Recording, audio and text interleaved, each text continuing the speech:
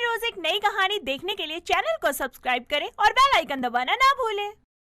श्वेता अपने चाचा से बेहद प्यार करती है क्योंकि उसके माता पिता के देहांत के बाद उसके चाचा ने ही उसका बहुत ख्याल रखा था।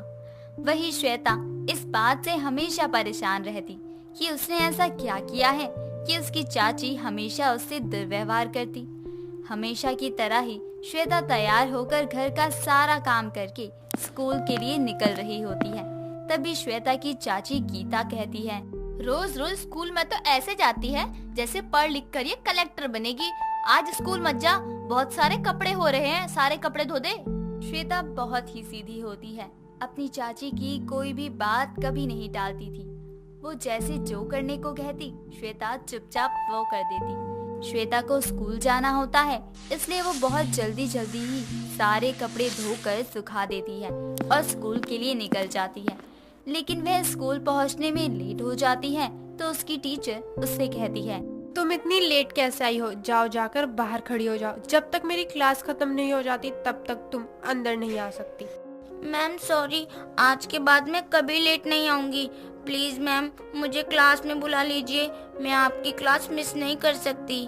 टीचर श्वेता की कोई बात नहीं सुनती और उसे क्लास के अंदर एंट्री नहीं देती। इससे श्वेता को बहुत दुख होता है और वो रोने लग जाती है। क्लास खत्म होते ही श्वेता क्लास के अंदर जाती है और बैठकर रोने लगती है। तभी उसकी सहेली प्रीति उसके पास आकर कहती है, अरे तुम लेट कैसे हो गई? तुम तो हमेशा टाइम पर आती हो। मैम भी पता नहीं कैसी है, एक दिन तुम्हें लेट क्लास में एंट्री दे देती तो इनका क्या हो जाता। अब बताओगे भी क्या हुआ जो तुम लेट हो गई?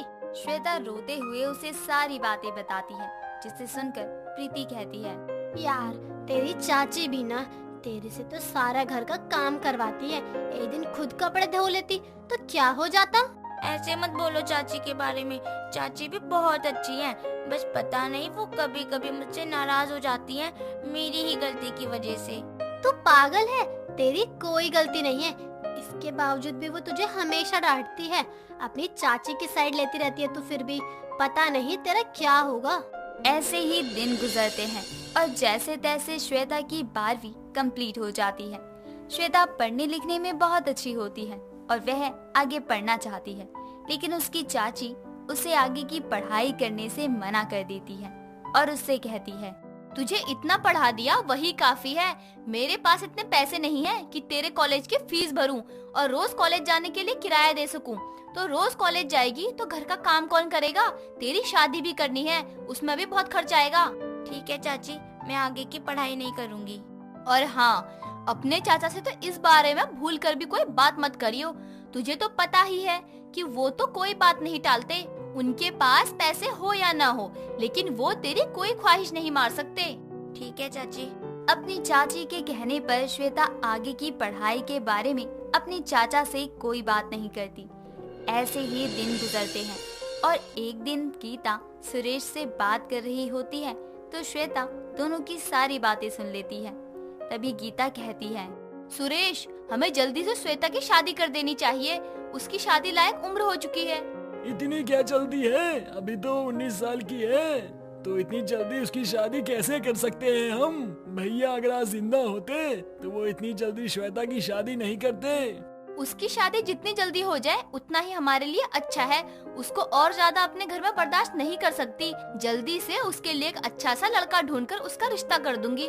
उसके बाद उसकी सारी प्रॉपर्टी अपने नाम करवा लूंगी। कैसी बातें कर रही हो तुमको शर्म नहीं आती?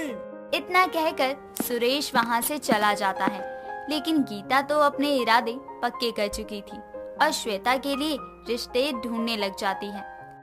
गीता को एक 40 साल की उम्र के आदमी का रिश्ता श्वेता के लिए पसंद भी आ जाता है, क्योंकि वह बहुत अमीर होता है और गीता किसी तरह से सुरेश को इस आदमी के साथ श्वेता की शादी करने के लिए मना भी लेती है। श्वेता अपने चाचा से इस शादी को रोकने को लेकर कई बार कहती है, लेकिन सुरेश उसकी कोई बात नहीं सुनता। तो श्वेता एक बड़ा कदम उठाती है। शादी के 2 दिन पहले ही सुरेश के कमरे में जाकर वो उसके पैर छूती है और मन ही मन कहती है, मुझे माफ कर देना, मुझे पता है ये गलत है, लेकिन 40 साल के बुढ़े से शादी नहीं कर सकती और इसीलिए मैं आज ये घर छोड़कर जा रही हूँ। इतना कहकर वो रात के समय बिना कोई शोर किए अपना सारा सामान पैक करके थोड़े से पैसे लेकर अपना घर छोड़कर चली जाती है। रात तो किसी तरह गुजर जाती है।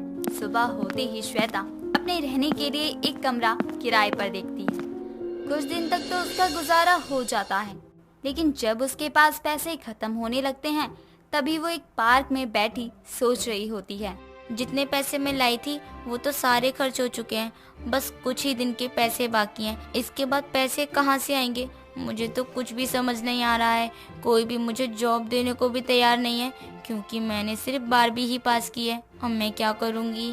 तभी श्वेता के पास एक छोटी बच्ची आती है जिसके हाथ में गुब्बारा होता है, जो वो श्वेता के हाथ में थमा देती है और चली जाती है। तभी श्वेता सोचती है, क्यों ना मैं गुब्बारे बेचना शुरू कर दूं? बच्चों को गुब्बारे बहुत पसंद होते हैं। ऐसा करने से मेरे पास थोड़े पैसे भी आ जाएंगे।